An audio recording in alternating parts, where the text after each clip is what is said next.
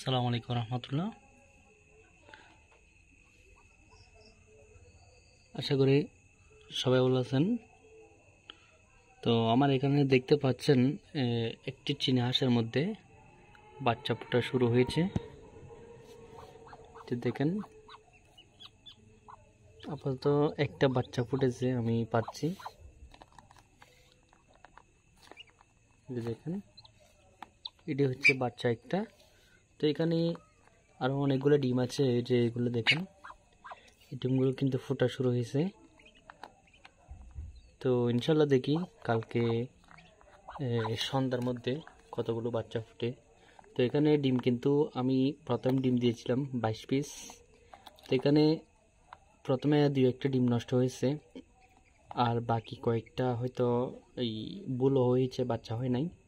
তো এরকমই। তো প্রথম হিসাবে দেখি কয়টা বাচ্চা বের হয়, তো আমি আপনাদেরকে দেখানোর চেষ্টা করব। তো এরপরে এখান থেকেও ফুটবে, এই হাঁস থেকে বাচ্চা ফোটা শুরু হবে। এ হলো আজকের ভিডিও।